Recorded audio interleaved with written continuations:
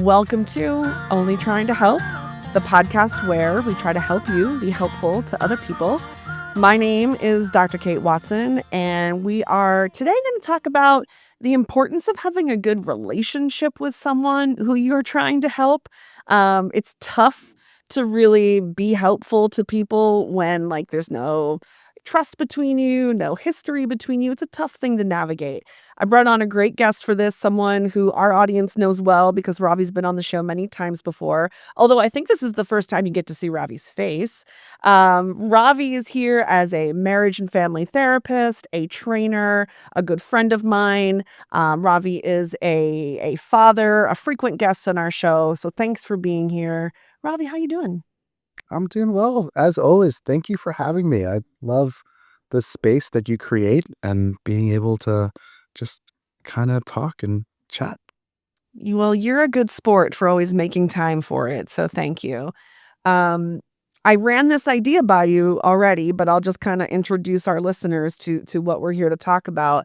I I think on this show we say over and over and over again that it's not that helpful to just jump in and fix problems for people, and maybe they've heard that at nauseum at this point. But I think it leaves a lot of people wondering, well, what should I do? And the answer to that question could be 10 episodes of all the things you can do that don't involve just jumping in and telling people, here's how to do this and here's how to do that and giving them advice. There's many answers, but one that I thought we could focus on today is instead of trying to fix people, maybe you could try nurturing a relationship with them, and that might take you pretty far. So what are your initial thoughts about that? Yeah, I definitely agree that when we're thinking about offering support, offering help, guiding someone, it's so important to take a step back and think about what is my relationship with this person? Uh, what is my connection? How do we see eye to eye? Because very often we jump into the helper role. We jump into, I've been through that, so I know that I can support this person. I definitely think that there's an urge. Probably a lot of uh, your listeners can connect with this. Is that we just want to help. We just want to support someone, and the pause that I invite all of us to. It's a ongoing work. It's a constant. It's not a you turn it on and off, but the invitation is to think about what is my relationship with this person and really do like a deep dive into that. I think so too. What is my relationship with this person? And is there some work to do there first? As I was having coffee this morning and knowing that we were going to talk about this today, I was trying to gather my own thoughts about it. And I went back to being a teenager, and I certainly don't think that my parents and I had a bad relationship when I was a teenager. I think we had a normal relationship, which is maybe one that has a little distance. Parents and teenagers often have a little distance, often some tension or anger or resentment. All that's normal. Mom and dad, if you're listening to this, that's all normal for teenagers and parents to have. But I can remember being a teenager and often spending a lot of time alone in my room, door closed, music on, again, as teenagers do, right? I don't want to talk to anybody. And I can remember one of my parents would typically knock on the door or open the door and have questions for me, like, what are you doing in here? Or why was the door closed? And I felt interrogated. Why are you at my door asking me questions right now? I'm minding my own business. And it was this awkward, difficult exchange. And as an adult now, I'm looking back on it thinking, if we had had a different kind of relationship, well, A, I might not have spent so much time alone in my room, but B, maybe they wouldn't have knocked on my door with a bunch of questions, acting like they're so suspicious of me. And C, even if they did knock on my door with all those questions, maybe I would have been more open to answering them. But instead, we had this distance. We just didn't have that open, warm and fuzzy closeness that some parents may have with their teens. I think it's kind of rare, but they may have it. And so if you're a lucky parent that has that with your teen, that's wonderful, but I think, like, those exchanges would have gone very differently if we had had a different relationship. Instead, it was just like one of the adults is at my door bothering me and interrogating me with questions, and I'm sure I was a jerk to them, I'm positive. But in my view then, they were being a jerk to me, you know? So, again, this exchange would have been a better one had we had a different kind of relationship.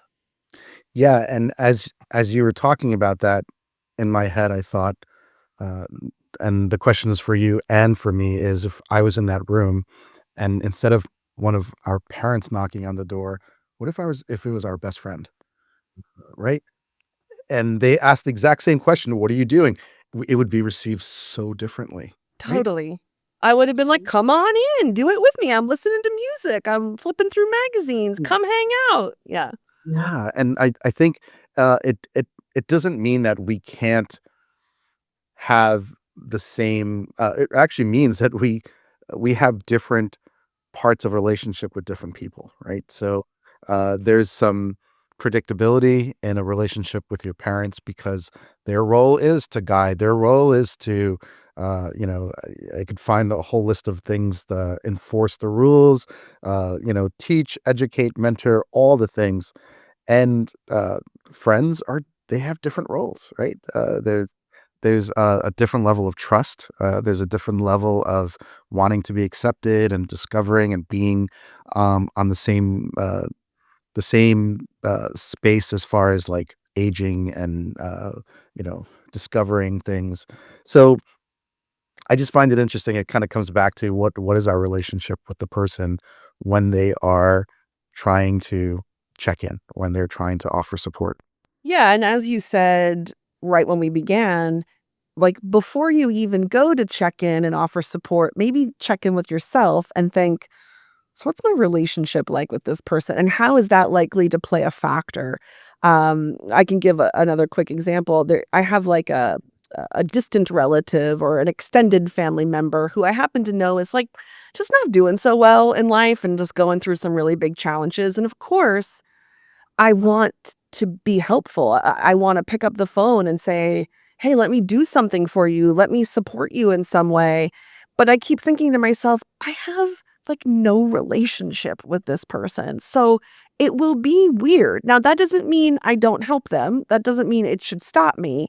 But it does make me think I might have some work to do first to first build a relationship with this person so I'm not awkwardly just showing up at their door like, "I wanna be helpful, total stranger who doesn't know me from Adam."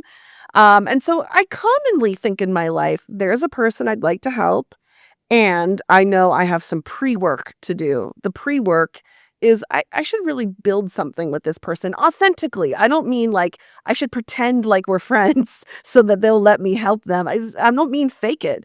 I mean build a real relationship with this person so that help is possible because they are not going to be warm to me or open to me if we have nothing between us. We're nobody.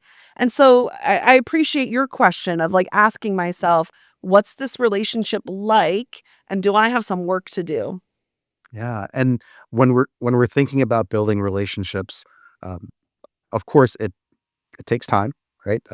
Every relationship will take time to have consistency in the exchanges, trust, um, you know, looking for authenticity in those exchanges. But uh, I think back to one of my professors in school, Dr. Sharon Massey from Seton Hall, New Jersey. And I still remember this moment. I was sitting in class and she offered this analogy, and I love it. I love it. I love it. She said, "You can't just make soup by taking a pot, putting water, putting all the ingredients, and saying it's done." Right. And what I loved is how she said, "Well, what do? We take the pot, we put the water in, and we let it boil, and we wait. And waiting takes time. And then what we do is we take our herbs and spices and whatever we're making, and we put it in, and we smell." right? Because the water's boiling, and we wait. We let it simmer, and then whatever ingredients that you're looking to put in, whether it's noodles or carrots, onions, and we wait. And it's such a great visual for me thinking about how you can't just rush a relationship and say, this is my extended family, so we have a connection. So I'm just gonna give them a call. I know they're having a hard time, and I'm just gonna kind of jump into it because no, it's actually boiling the water first and just checking and, "Hey, how's it going?" And just giving it time and waiting, and then you kind of dance a little bit with that. So when you're adding the ingredients, when you're cooking, and you don't have to be a cook to kinda visualize this, is that you're just, "Okay, I think I'm gonna add a little bit more of this. I'm gonna wait a little bit." So I love that analogy that she gave, and it stuck with me all these years. It's a great one. It's the idea of, like, nurturing something, you don't just if you wanna plant a plant in the ground or a planted tree, you don't just throw the seed in and yell at it grow. You Yes. nurture it. You give it sunlight and water and time, and over time, something grows. But, I just I think the takeaway I mean, we're too early to have our final takeaway. I think it'll evolve, but so far, I think the takeaway here is if you're trying to help somebody and it feels like it's going nowhere or it feels like you're banging your head against the wall, maybe take a step back and say to yourself, well, I wonder if we have a little work to do on us. And I offer that to a lot of people who will call me and say, I've been trying to help my friend, but my friend's not taking my advice. Or I've been trying to help my kid, but my kid won't listen to me. What do I do, Kate? And I usually say, what's your relationship like with that person?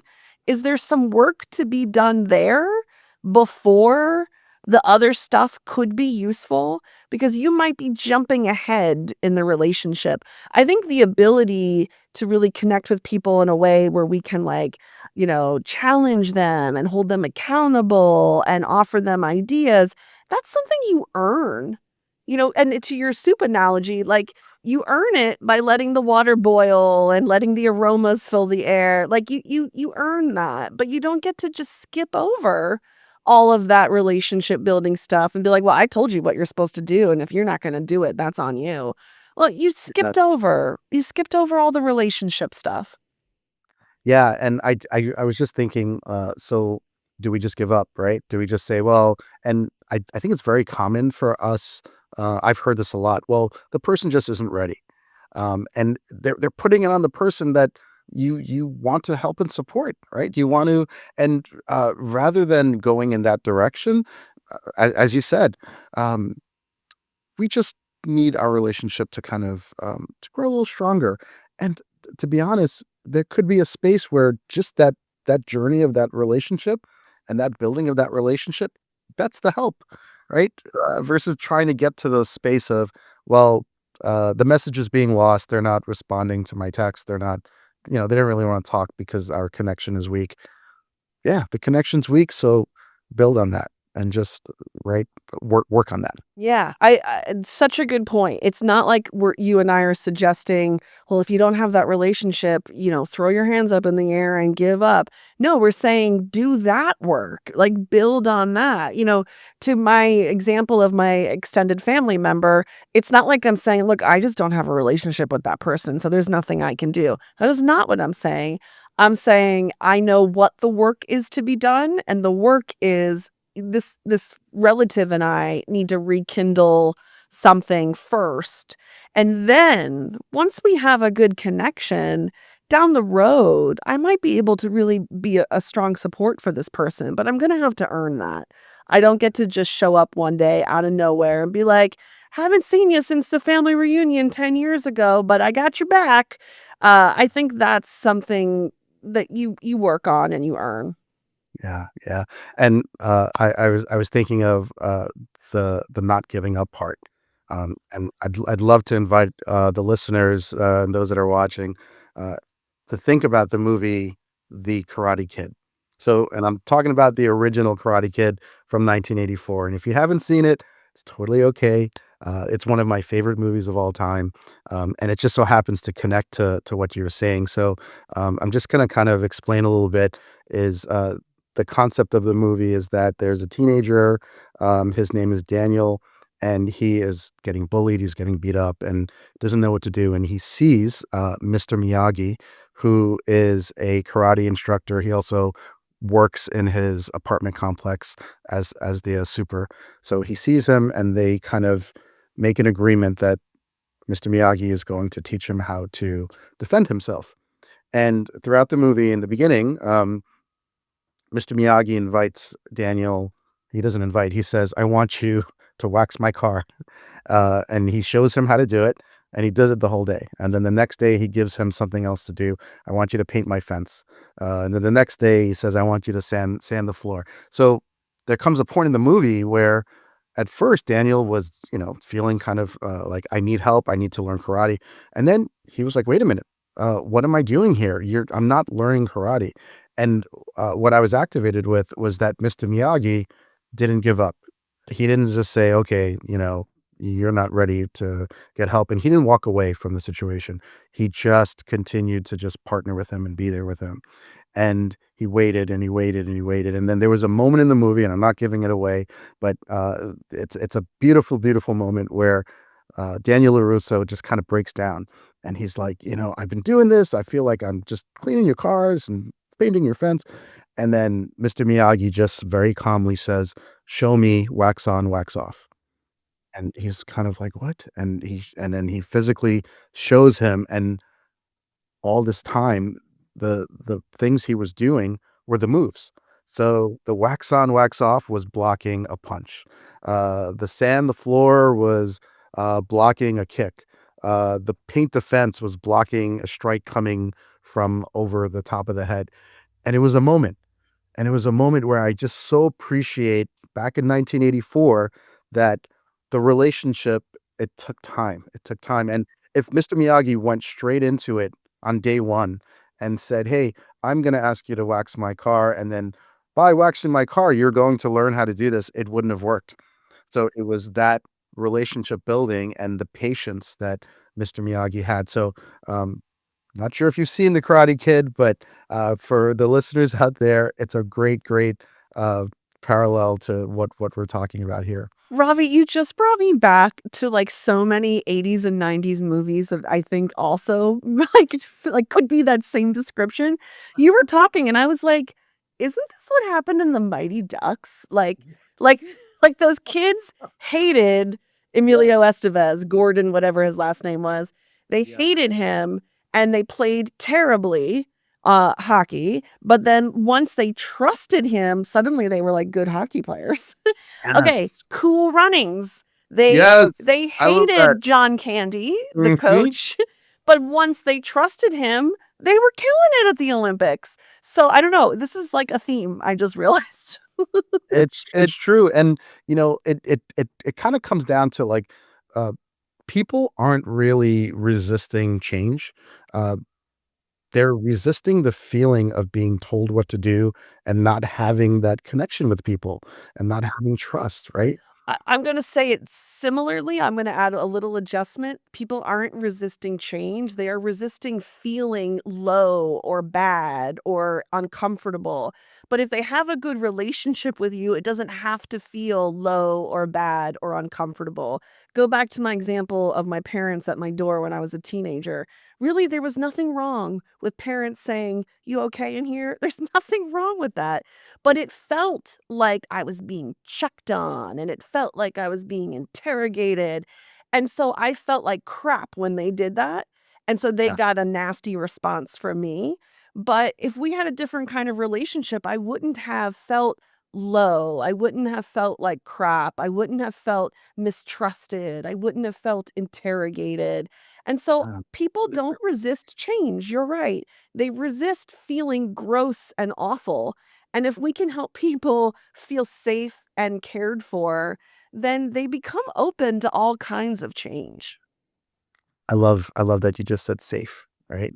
Because don't don't we all feel a level of safety uh, when there's connection, uh, right? When there's trust, when there's predictability, uh, and it's different levels, but, um, it's a two-way street, right? It takes time, and I find that there's so much information on social media, just everywhere scrolling, where there's just a lot of people are just giving advice, and they're giving, and to use the overused word now, misinformation. And it's like, well, who do you trust? You go back to building relationships with people, and finding those connections you have with people. And if your connection with someone might not be as strong, and okay, well then it takes time. And just give it time to kind of simmer, and to kind of brew, so that safety is created. Yeah. Um, as you were speaking, I started to and you mentioned, misinformation. It just got me thinking bigger than just our, like, one-on-one relationships or family relationships, and I started thinking about how this relates to communities and neighborhoods and maybe society at large. Like, we could keep going, but I guess the example I'll give is more of a neighborhood example. Well, you've been to where I live. I live in this community, and we have, like, a Facebook page, and, of course, you can predict it's pretty toxic, and it's mostly neighbors complaining about neighbors in really, awful ways. I debate all the time just removing myself from the Facebook group, but, very often somebody will post, like, in all capital letters, like, "My neighbor's music was so loud, and I think they took my trash can, and they're parking in my parking spot." And then the comments are sometimes things like, "Well, did you talk to them?" Like, or did you just go to Facebook and hit caps lock and decide to shout at all of us? Like Right. I think somehow we get offended or hurt or bothered or inconvenienced, and rather than just building a relationship with the neighbor and just knocking on their door and saying, like, "I just want to introduce myself. We don't really know each other. I'd love it if we could, get to know each other and have an open line of communication." And then maybe, like, eventually you could say, "By the way, sometimes I do hear your music and we have a baby, just something to keep in mind." Like, that is a way to solve a problem with building your relationship first. But instead of doing the work, instead of boiling the soup and getting the flavors going, people go to Facebook and say, "Can you believe what's happening to me? Can you believe how I've been victimized in my own neighborhood?" And I'm like, "Go build a relationship. Go meet your neighbors. Go say hello. Invite them over for dinner." Like, It's build a true. relationship. It's true. Everything is instant, right? So they want the soup, and they want it right there, right then and there. And if they don't have it, then it becomes a, hey, this is wrong for me, and why should I have to do that? Well, it takes time. It takes time to create soup. It takes time to create a relationship. It takes time to create safety. And that's one of those things that, I always think about, and I mentioned this earlier. It isn't a switch where you turn it on and off. So when you're building safety with someone, uh, it's something that you constantly work at. And once you feel safe, that doesn't mean that you stop being intentional, and stop being authentic, and stop being thoughtful towards the person. Because once you start to lose it, then you're going in the other direction. So I think we also take for granted that if we're in that scenario, and we have established, like, we knocked on the door and we said, "Hey, I was wondering," and it was great. And all of a sudden, you just stop communicating with them, and you don't say hello to them, and you don't, check in. Then so it's something to continuously work on. It ebbs and flows. Yeah, it's like a living, breathing thing. Just because you have a good relationship one day doesn't mean it's going to stay strong. It's something I think, the soup analogy is still good here. Like, you gotta keep that soup going. Uh, Absolutely. yeah, I think that's really wise. And again, maybe this is too much of a tangent. I'm a little hesitant to broaden this to, like, our world politics and all, but I'll tell you, we all know things are very tense in the United States, and sometimes I sit quietly and I have my cup of coffee and I Mm. think to myself, like, what's really gonna get us out of this? Like, what's really gonna change the course here? Because it sometimes feels like we're so deep in the mess. of tension and conflict. And oftentimes I come back to, we just seem like we don't trust each other at all anymore. And if there were a way for all of us across many political views and communities and age groups, if we could start to trust each other more, I think things could change. And until then, I don't feel very hopeful that things Yeah. will change. I think there is a path toward a better way of life here, and it, to me, is paved in trust. And until then, I don't know what we're gonna do. We're just gonna keep fighting each other. Yeah, and, to your point earlier is, like, just take a step back. I always find that, I always think back to when I when I was a teenager, like 12, 13, and I went to my first, dance, and I stepped on someone's toe. What did I do? I took a step forward because I was nervous, and I was like, "Oh, oh my god," and I went in their space, and it just became worse, right? And it's the like, okay, if you step on someone's foot, whether you intended to or not, I didn't intend to, just take a step back. Because if you just pause and take a step back, then I find that all this kind of like frustration and anger and disagreement about things, anytime there's a bit of if you're talking about a topic, everyone's taking a step forward and they're trying to, in my experience, is that they're trying to prove the point. And well, hey, this is, but that's not what we're looking for. We're looking to trust the person in front of you where it doesn't feel like it's a debate, and you can have two different opinions about something, but listen to each other, and you do that by taking a step back and saying, okay, pause, breathe. But if we're constantly uh, pushing towards trying to prove your point, like you said, we need safety. Yeah. Yeah, and I think it's as true in our broader society as it is in every little intimate relationship you have. I mean, you're a father, when you wanna maybe try to convince your daughter of something and she's just not listening, I'm hoping, and this is your own advice, but to sorta take a step back. Let's take a step back, not plow forward. Let's reevaluate, like, how are we doing? You and I, daughter, like, are we okay? Because if there's something that we need to work on, this other thing that I'm trying to convince you of, that can wait. This other thing is not as important as us. And I say that a lot in my marriage when we're fighting over something stupid, like, who's going to empty the dishwasher. I'll say, whatever's going on between us is way more important than those damn dishes. So, like, let's look at, how are we? What is happening here? Dishes could wait a week, I don't care, we'll get around to that, like, whatever, and whatever the thing is we're fighting about.